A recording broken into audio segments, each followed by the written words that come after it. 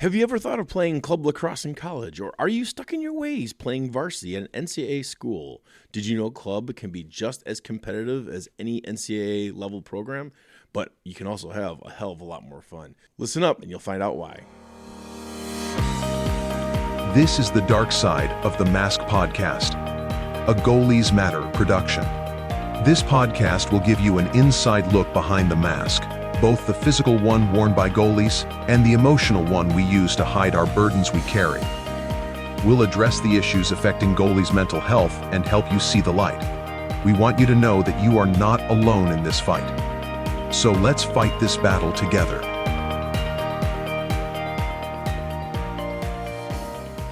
Welcome to the Dark Side of the Mask Podcast. Today, we're going to get into a very hot topic that I'd love everyone to know about, and that is, why is playing club lacrosse, or how can playing club lacrosse be just as much fun as playing varsity for an NCAA school, if not more? So, and to help us discuss this topic today, we are joined by one of our co-hosts, Coach Augie. So, welcome aboard, Coach. Hey, thanks for having me again. Absolutely. Can't wait to get excited. Can't wait to get after this. Hey, I really want to dive deep into this concept because, again, you know, this kind of topic really can affect us physically and mentally and emotionally because we also want to show you how you can overcome this roadblock so that you can see the light out there for those who are listening. Because honestly, I think a lot of kids tend to overlook this level of play for so many reasons, because I seriously believe most of these kids are missing out on a killer opportunity right now. I've come from I've coached in the club world. You've coached in the club world. I think if you haven't played in it before. So I'm really fired to get after this. So let's get after this. Yeah, totally. Anyways, okay, so let's get to the topic. The topic is, why are kids stuck on this idea of wanting to or having to play varsity lacrosse at an NCAA school rather than playing club ball? And if you want to go ahead and talk a little bit about, again, your experience with the club world before you get into our answers today. Yeah, so I'm the goalie coach of Central Michigan University for the men's club team. And you're 100% right. There's this stigma, I think, in the atmosphere of lacrosse around club sports. And I think at a base layer where it comes from is where it came from, right? I mean, I don't have to tell you twice that there's different levels of club lacrosse, right? You have like the NCAA, and then you have some of the other leagues, and some teams take it more seriously than others. Those teams that don't take it seriously are out there and they exist, but I would say for every one team that doesn't take it seriously, there's 5 teams that do take it seriously.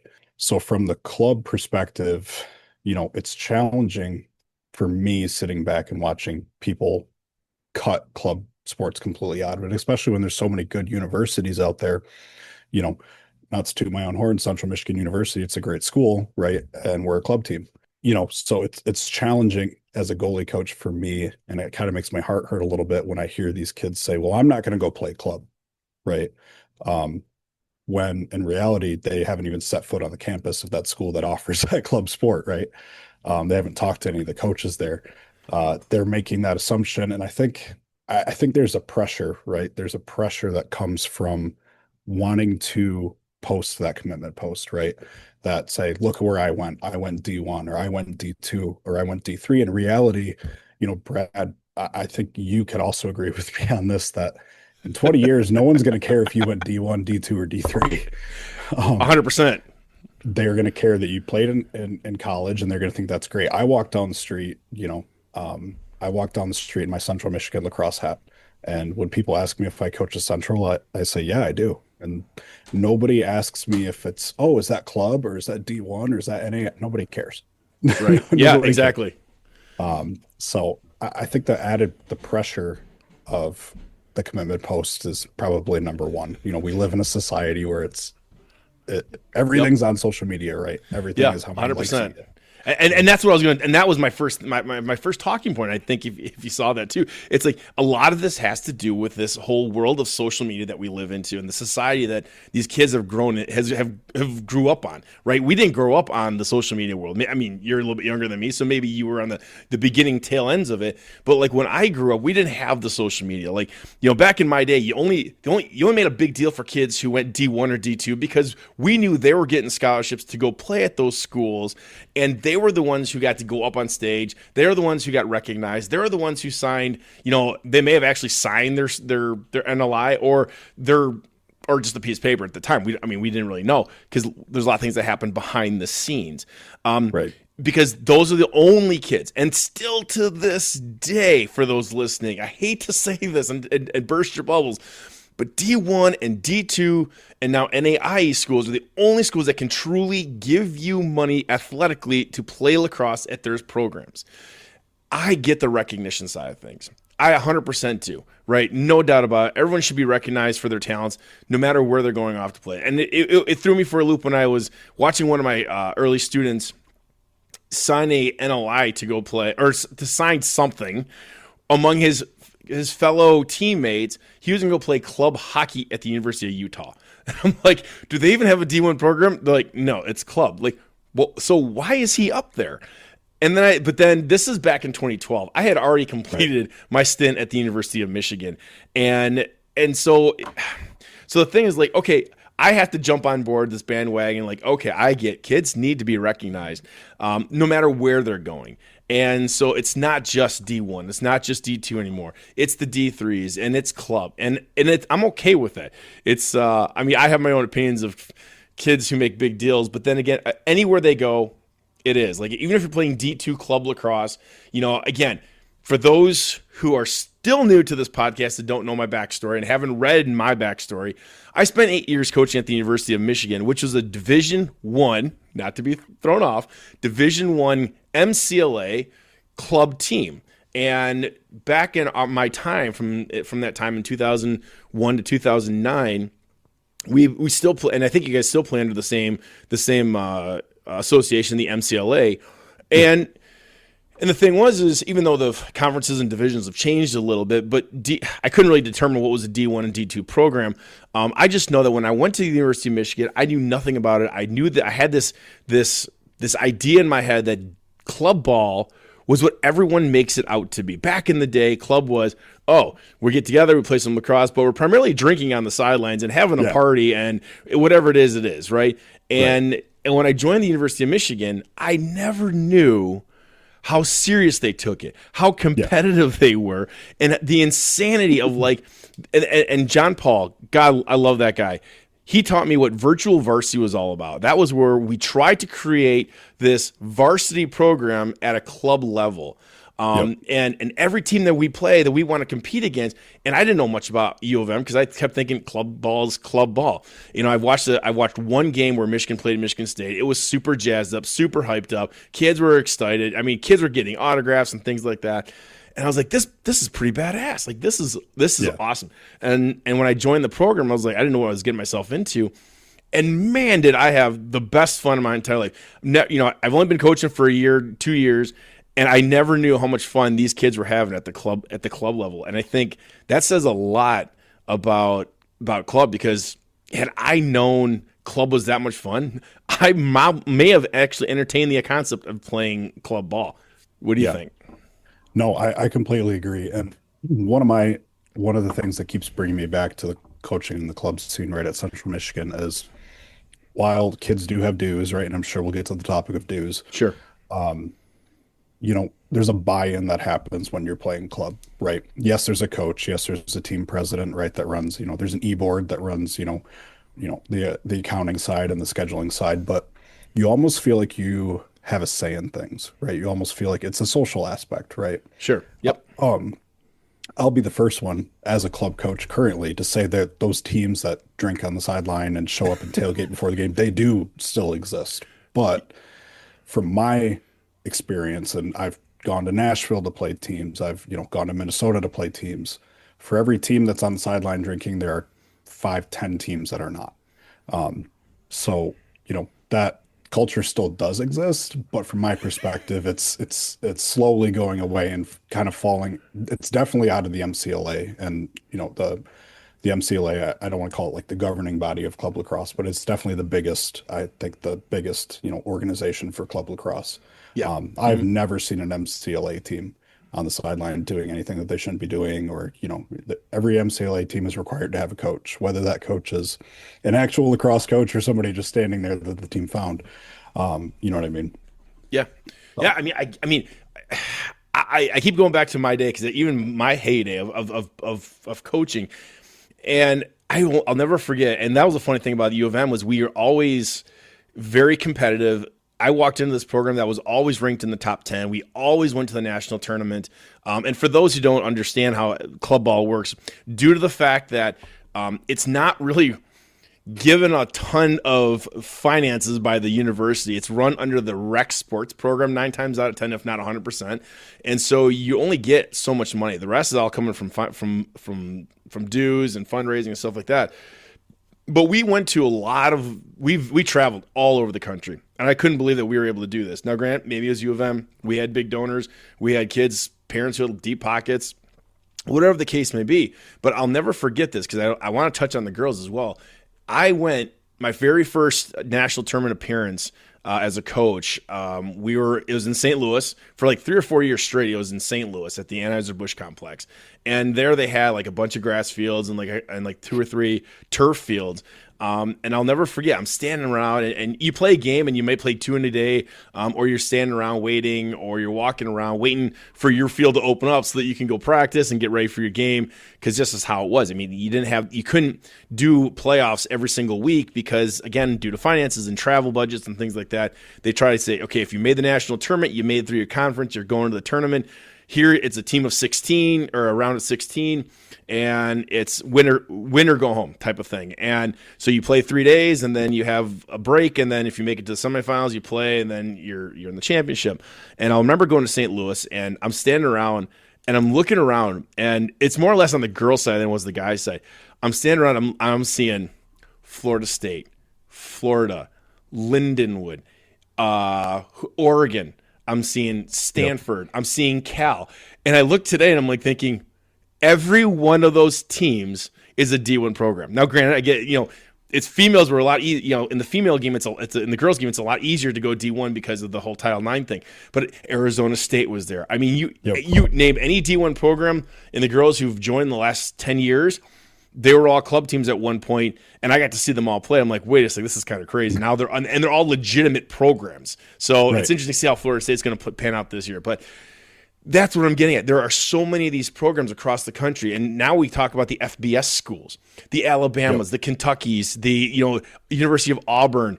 I mean, you take the whole SEC, the entire SEC has a club program, right? Clemson, I mean, at least in the guys' game, because, again, Title IX kind of screws out a lot of the guys to go D1, thanks to football, but, I mean, that's part of the game.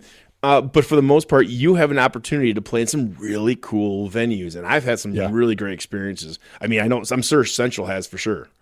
Yeah, no, we got the chance to go down to Nashville, and I mean, that's just a fun trip, right? Like, you can go to Nashville without having to go play lacrosse games, but that experience of just going down with the team and having, getting to explore a city, like, you still get that aspect of travel when you play a club. You still get that aspect of going fun places, right? I know Michigan State, for example, they take yearly trips out to California. That's across the country, and they're still getting to get to do that as a club team. Yeah, I mean, and again, keep going back to this concept where what drew a lot of these kids away from not wanting to play club is because of that whole image of we partied, we traveled, we did road trips, and we partied all weekend, and we played some lacrosse at the time. Well, I can tell you, and you can attest to this too. That culture has drastically changed, like you said. For every 1 or 2 teams that might still have that image, 5 or 6 teams are taking it seriously. And that's why we called it virtual varsity. And those top 10 teams, those top 20 teams in club ball, literally you couldn't tell if they were a varsity sport or a club sport because the way they took it so seriously. They travel with numbers. They have a ton of staff on hand. They have all the swag, all the gear you can think of. And so you go out there and they have 3 different sets of uniforms, and they got team bags, and they're coming in on these it was like the battle who had the best charter buses, right? And then who came in on school buses is kind of funny, but it's the way it was. I mean, who flew to their tournaments? I remember when we played in Dallas, and for the first time that we won our first national championship in 2008. We were playing in Dallas, and Oakland University, right here, school out of Michigan. And I had a bunch of friends on that team that were playing, and I knew the coaching staff very well. And they all jumped on a bus, and they flew, and they hauled it 2 days down to get down to Texas, whatever, or maybe it was a day overnight, whatever it was. And here we flew in 2 days prior to the tournament starting. We had you in our hotel, and we never stayed in like rat trap motels. I mean, JP hooked us up big time with like solid hotels, Marriott's, and Hyatt's and things like that, and Hilton. But we had the funds to do it. Now I get it. Not every team has that luxury. But what I'm trying to get at under this topic that we're talking about is club ball has a really awesome image now these days, where it's not. In fact, it's not like a downplay to your talent or your ability level, because you still have some great experiences and opportunities. That's what we're talking about right now. There are some amazing opportunities to play in some really cool venues and get out and about. And some of these club teams have some serious pull. Like I know when we played at the University of Colorado one time, we had the opportunity to go play in their football stadium, but something was going on. They had to push us to a field just outside of it. But we had the opportunity. We could have gone. I think there was one year we almost played in the swamp in Florida. And I'm saying you have these really cool opportunities. And then even with the national title, our first year we got to play in Cowboy Stadium. Again, this was before what they have now, the AT&T Stadium, super nice stadium. We played in the old one. Right. But it was still cool. I mean, you're in this football environment. You got like the open skylight. You have this crazy curved field. You run down the tunnel. You got to see the locker rooms where Emmett Smith and Troy Aikman got to sit. And it's just, it was really kind of cool. And a lot of these club programs now have access to very similar, if not the same facilities that D2 and D3 teams do. Just as Central Michigan, we play on the same field that the D1 program plays on for the women's team. We don't have access to their nets. We don't have access to, some of the other stuff that they have access to, but we have access to the same turf field that they do. Western Michigan, I know for an example, plays on their football field at Waldo Stadium.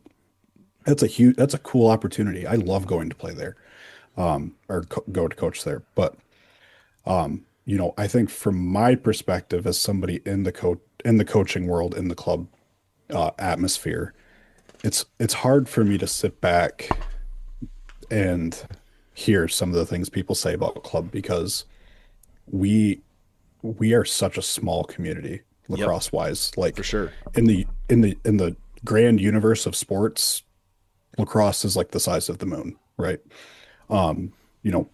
There used to be this old saying, and I kind of look back at it and laugh now, that lacrosse was the fastest growing sport in the United States. Well, I actually did some research before this. It's not. We're getting beat out by wrestling, which has been around a lot longer than lacrosse. But we are such a tight, small knit community that, why do we look down on people that go play club? Right. Or why do we, it's a stigma, right? Yep. Like we already have it out for us, right? Even the NCAA programs are struggling right now, right? You see schools closing all the time. Why do we choose to beat on the little guy in such an already small community that is taking licks from everybody else? Right.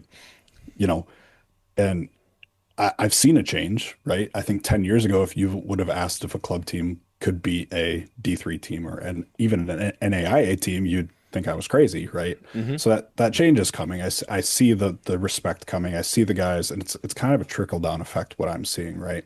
And I think you've experienced that too, where guys go D1, right? And the D1 guys decide, hey, I don't want to be D1 anymore, so they drop down to D2. And then the D2 guys decide, hey, I don't want to be D2 anymore, and they go down to D3. And it just keeps kicking guys down. And eventually guys end up finding transferring to club and realizing, hey, I like the social aspect of this, and I like that it's not a 50-hour-a-week job. Yeah. Right? Yeah, absolutely. I mean, we just talked to Caroline the other day, and in her podcast, she said the exact same thing. Like, she was like 6 days a week. She felt like it was a job, going to Baldwin Wallace every day, going to practice, didn't want to be out there, struggled, just couldn't deal with the bullshit that was going on there. And then she comes to Grand Valley, and now she's like the first one there. Can't believe that she's going there. She can't believe that she's having that much fun. And she made the comment, I can't believe it took me this long to make that decision, because I'm having way more fun than I've ever had possible. And that's the concept. Why do we need to make this into a job if you're not going to sign up for it from the very get-go? Like, kids who go play D1, they know what they're going to get themselves into. They know it's a 24/7 job. They know that lacrosse is going to come first, and academics. And they have to live that environment. They have to get up. First thing they think is, we're going to lacrosse. And then at the end of the day, the last thing you're doing is lacrosse, right? So Right. If you don't believe in that concept right from the get-go, if that's not something you can deal with, because even at lunchtime you may have a practice for lacrosse. Club ball, sure, we have adopted rules and regulations from the NCAA, but we're the least restrictive when it comes to policies and guidelines. Yeah, Yep. we don't have a certain hour a week that you can practice 4 days a week in the fall, or you can practice 2 or 3 days in the fall. It all depends on how the schedule goes. And club, you're having just as much fun. The best thing about it is it allows you the opportunity to be a real cool college enjoy the college experience. Let's put it that way, Right? Because you can do everything. Go ahead. And my favorite, my bottom line, basically favorite part about club is that it allows kids to keep playing the sport that they love. Yes.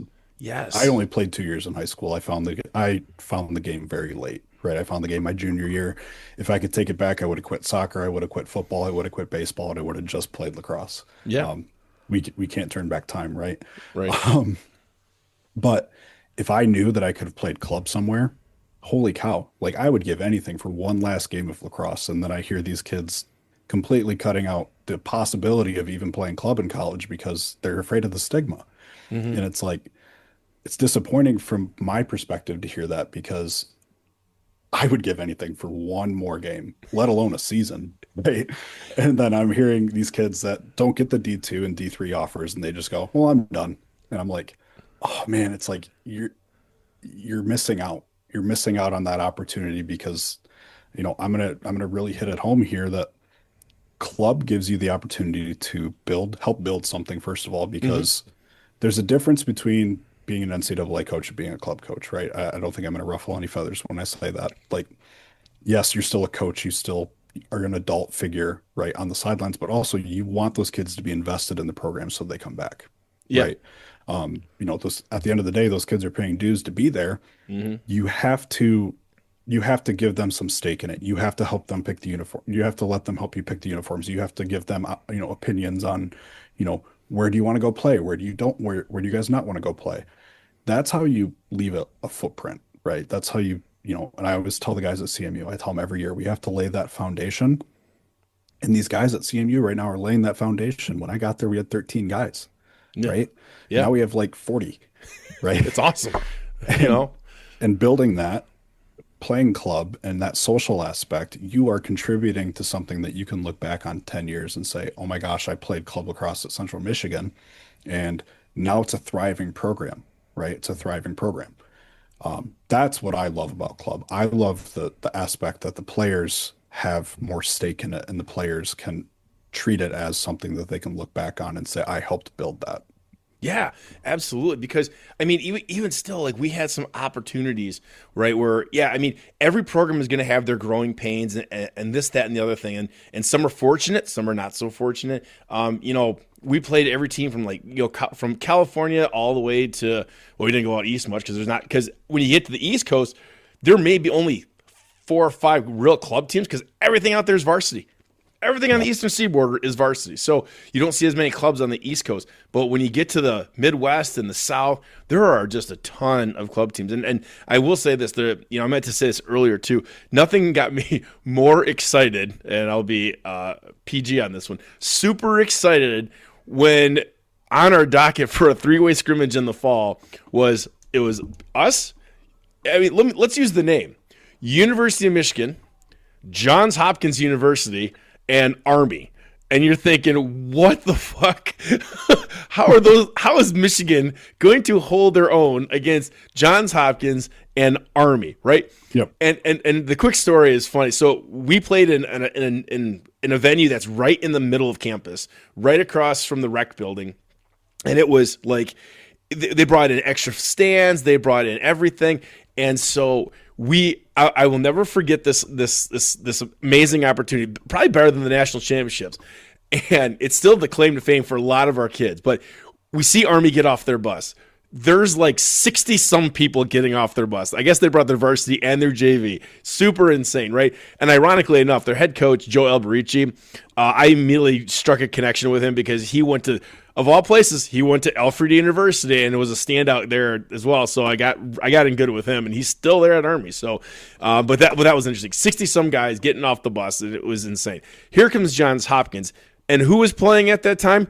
Paul Rabel. And I will never forget, he takes his signature move, gets his little cut, takes a shot low and away, and my left-handed goalie gets in there, and he comes back, and I said, Graham, I go, what was it like facing Paul Rabel's shot? He's like, I knew where he was going. He's just too fucking good. His shot was never, I saw it, but then it was in the goal. I'm like, well, yeah. Your claim to fame is Paul Rabel got to score on you.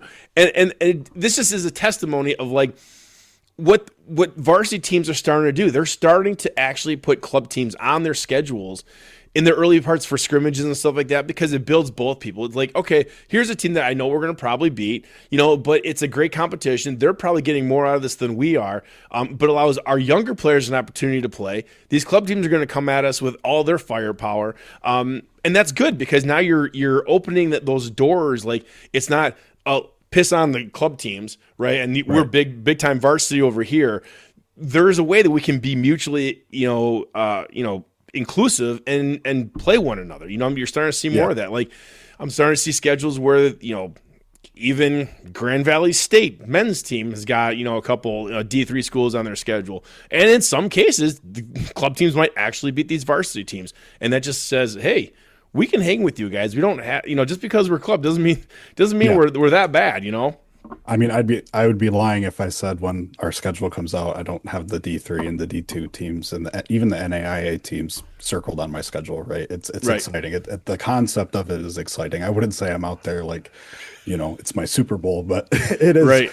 It's exciting. And you're right. There are certain circumstances now where club teams are starting to really, shake the landscape and really starting to compete with these guys. Mm-hmm. Which I think 10 years ago, if you would have looked at that, you would have thought anybody was saying that was crazy, right? Yeah. What I'm finding too is that these club teams, because they're not in the same conferences as D3 teams and D2 teams, they are able to build relationships. Like at Central, we have a good relationship with a couple schools where every year we're playing them, right? So we're still playing against that competition level that, your best friend goes D3 and decides to go to this school, you go club, you're still going to have the chance to play against that kid. You still have the chance to play against all these people that you played against in high school, right? Right. I'm not saying it's going to change for good, but I do think in the next 10 years, you look at 10, 15 years, and I don't want to ruffle any feathers here, but I think it's going to continue to shake up a little bit, mm-hmm. and you're going to see even more club teams beating these D3 teams, these D2 teams. And, I think it's good, right? I think it's good for the landscape. And I think at the base layer, it's giving kids a chance to play the sport they love and continue to compete against some of these big dog programs that are out there.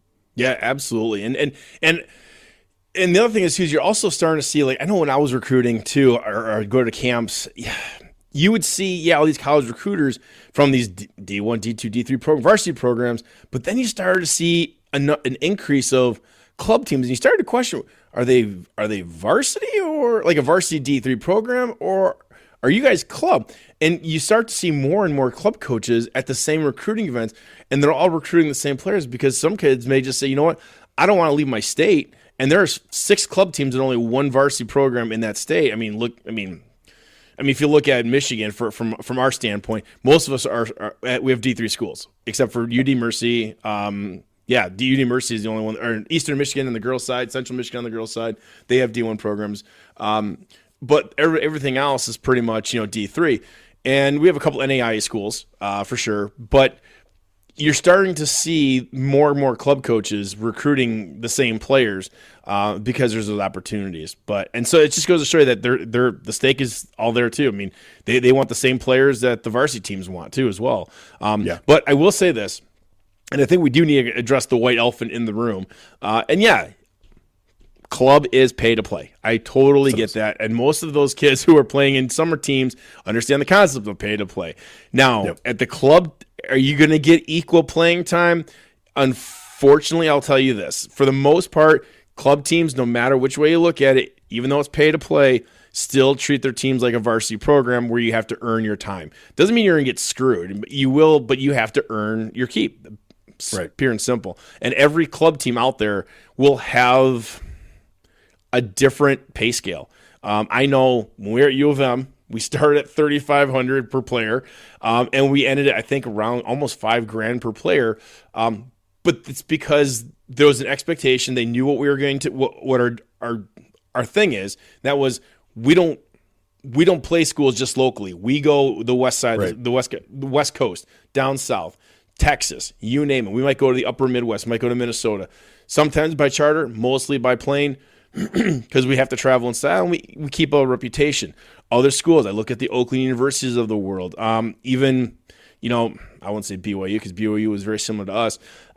But there are teams that have to do everything by charter. So if they're going to Florida, they're jumping in a bus and traveling the 14, 15, 16 hours to get down to Florida. And those all come out of player dues. So depends on, the club team and what they're aiming for. I know on the girls' side, just getting to know Grand Valley State, for the girls' side, they try to schedule 2 or 3 games a weekend to cut down on those travel costs. And so they'll have 2 or 3 teams come into that weekend and they'll play 2 or 3 games, get them knocked out because girls can bounce back just, quicker than guys can apparently. So, and that's fine. And so they'll play 2 or 3 games in a weekend and then they'll go home and then that's part of their schedule. Yep.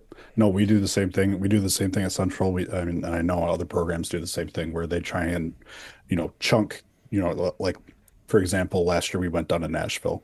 We played we played Middle Tennessee on Friday, Elon University on Saturday, Vanderbilt on Saturday, right?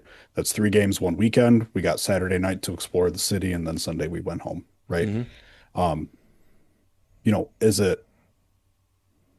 Is it challenging? Yeah, it's challenging to play multiple games in one day, but at the same time, I think from a fundraising perspective, it helps out not having to say, hey, we have to go down to Nashville for 4 days, right? Instead, we're down in Nashville for 2 nights. That's a lot easier on the fundraising. We can lower the dues, right? And say, hey, you have to pay less, but we're still taking these fun trips. We just have to play 2 games in one day, right? There's different levels to it. There's, I think you kind of alluded to this earlier, not every club team is built the same, right? You're going to have the club teams that go out to California every year. That's awesome. You're also going to have the club teams that are fighting, right, to kind of build that base level foundation that I talked about and are fighting to find games. They're fighting to have people come up and, to drive to their stadium to play, right?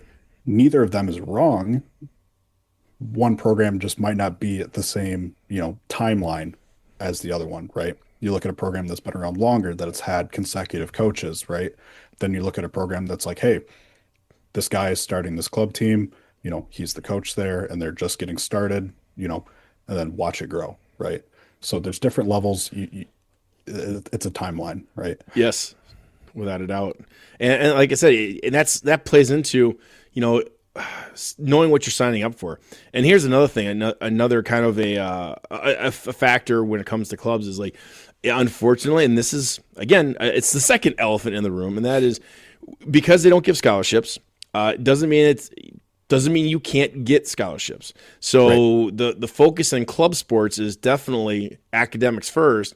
And then athletically, that we're looking, if I'm recruiting you, I got to make sure your academics are first. When we were trying to recruit guys at Michigan, if you didn't have a 3.7, we can't be serious about you at all because you have to have minimum 3.7 for us because a kid coming in on a club, it's like no different than anybody else joining the school because again, falls under rec sports. Just because you're recruiting them doesn't mean that they have a chance to get a scholarship. Academically, you could get a scholarship if you have the grade point average and you meet all the criteria. Right. But at the same time, and we're not going to go down this rabbit hole today, but even if you're going to go play varsity lacrosse somewhere, you're not going to get a ton of money these days. I mean, well, maybe you are now with the new rules, but you're still not going to get a ton of money to play money for lacrosse. You're going to get way more money academically, more than anything else. So continue to focus on academics regardless, and then let your athletic achievements and your recognition and everything else, get you to where you need to be. It's like kind of the foot in the door, but let the academics blow it open so that you can get to the schools. Right. What I found too in helping, because I've helped a couple goalies get to the D3, the NAIA level, is a lot of these D2 and D3 programs. I'm gonna have my own elephant here. Sorry, I didn't, That's you fine. Go didn't know I for was it. gonna bring this. Um, a lot of these D2 and D3 programs are private schools, right? Yep. Compared to where the club teams are at, a lot of the club teams are at these major, Big Ten schools, right? You got the MAC schools, right? You got some of the other, bigger public institutions, state colleges. So I think there's a concept in people's mind of I don't want to pay to play lacrosse in college. But I think if you look at it from a numbers perspective, if you're not getting a scholarship to play at the D3 and D2 level, you might actually be saving money to play club, because of the tuition you're going to be paying to go to a private school at the D3 and D2 level is going to be significantly higher than your tuition to go to a brick and mortar state college in what I have found. So while the concept of paying to play lacrosse in college is, I think, you know, people may look at that and say, "Oh, I don't want to do that." In reality, you're kind of also paying to play at the D2 and D3 level, just in a different way, right? Right. From a tuition perspective. Yep. So I just want to kind of start to kind of wrap this up a little bit so people kind of understand where we're going. So as you can see, for those listening, clearly, you can have a great experience. You can have a lot of great opportunities to play in some really cool places, play for some really cool. I think of it from the guys' side of things, like the amazingness. Like you play for, like, I don't know, let's just say Alabama or Georgia or Florida. To put on a Gator helmet, right, that looks just like the football helmet and have some cool swag. That's pretty badass, right? For the kids today, you love the swag. Let's be honest about that. It's all about the swag, and you can get some really cool stuff.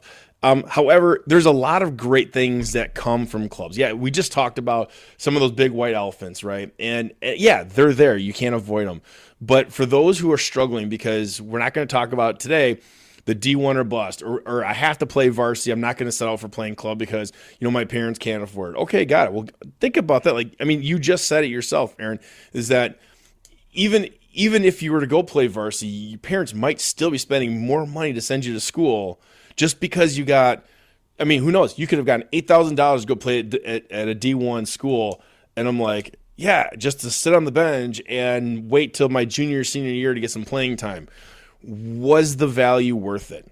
That's how I look at it. Whereas club, there's a great chance you can go in and probably play almost instantaneously, right? If you're that good of a player. So, you could be playing almost instantaneously regardless, you're paying it or whatnot. You have those opportunities. The opportunities to get around the country, see different schools, play in cool venues, right? So, but I want to take away some big advantages, and this is like our big overcoming the concept, the challenge of, playing club, so that people can think, put club on their dockets of, like, what? Maybe it's not such a bad opportunity. Maybe it actually is, something that we need to think about, a route. If we don't get picked up by a D1, D2 school and D3 is too expensive, maybe we choose an in-state school, right? You could go play at Michigan State, right? They have a club program. Or you could even, I know on the girls' side, sure, and I know there definitely is on the guys' side, but a lot of the men's programs who have D1 also have a club. Michigan still has a club program. Northwestern for the girls has a club program. Notre Dame has a club program. Ohio State, club program. And there's many others that do.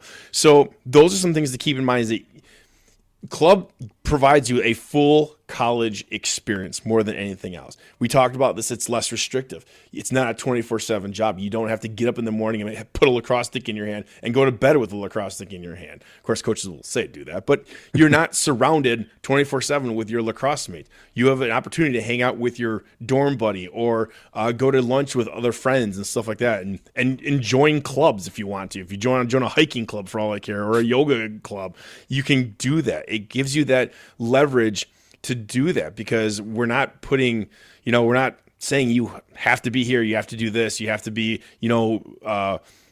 study hours are mandatory for freshmen. Every club coach is different, but you never know. Yeah. And again, the last thing I'm going to say is travel experience, the relationships that you build will seriously help you enjoy the sport, because again, let's go back to what I keep talking about from the very beginning. We play sports, we play lacrosse for fun and to learn life lessons. why finish your lacrosse season riding the pine for 3.5 years, maybe getting some time, maybe not, who knows? You could go 4 years and not seeing much action whatsoever.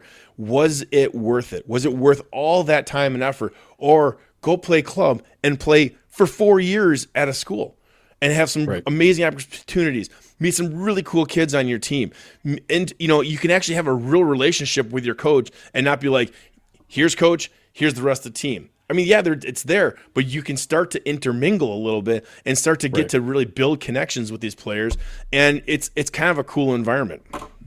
Yeah, no, absolutely. And, if I can say something in closing, my hope and my dream, and I know it's not going to be 100%, but if there's anybody out there that's listening and is still skeptical about club, I just hope you give it a chance. I hope you find a good club program in your area and you say, you know what, before I cross the possibility of club lacrosse off my list, I'm going to go watch a game and I'm going to see how it is. And I'm going to, go in there unbiased and say, and then if you take it away and say, hey, that's not for me, great. But I think that the stigma, how we break that stigma is going to be, going and watching, going and observing and watching, and noticing that it's really not that different. Money wise, it's different, right? But from a competition standpoint, you're still playing the game that you love and you're getting a great education at the school that you want to go to, right? Yeah. You can't really beat that. Yeah. I mean, are you playing it for money or are you playing it for the enjoyment of the sport as to why you got into playing lacrosse in the first place? I mean, right. We're going to talk about this later on. Like, what are you going to do after the final whistle? Like, are you going to regret having to choose a school and go to a D1 school and having only played half a year? I mean, or you can say, hey, I spent 4 years on the club teams, played 3.5 years, and I had the best time of my entire life playing lacrosse. And I'm glad I went out the way I did, Yeah. Yep. So, well, man, for those listening, I hope you enjoyed this podcast today, man. It has brought hope you brought some relief to a lot of people knowing this. I don't think this is an end to our conversation by any stretch of the means. I think we'll be talking more about this later on with other co-hosts or other people that we interview living through this experience, and you'll be able to get their take on playing club versus the NCAA. So if you are struggling with finding a school, don't stress. Club is definitely another great option out there. Like he said, like Coach Augie just said, put it on the table. Don't disregard it. If you're feeling the struggle, don't worry. You're not alone in that fight either. If you need to talk to us, ask a question, we're here. We'll email us at goaliesmatter@gmail.com and we'll get that question to the right hands for sure. So, Coach Augie, thank you for joining me today on this podcast. I was going to say, do you have any final words? I think you definitely summed it up. If kids have questions and they want to reach out to you by any stretch of the means, or maybe they want to come play for you at Central Michigan, how can they get a hold of you? Yeah, I Great Lakes Goalies on Instagram. Reach out to me if you have any questions at all about club, man. I will take the time to answer any questions you have. Definitely want to help spread awareness and help kids realize that it's a great avenue to keep playing this sport that we all love, man. It doesn't 30, 40 years from now, no one's going to care if you played club or D3 or D2. It's just the reality. So absolutely. Well, folks, as you can tell, club ball is very much a viable option. It's a great opportunity. Don't rule it out. So anyways, let's make the most of our lacrosse career while we still can. We're not here for a long time. We're here for a good time. So let's find the good in our lives. Let's keep playing ball while we still can. Thank you, everyone. We're out.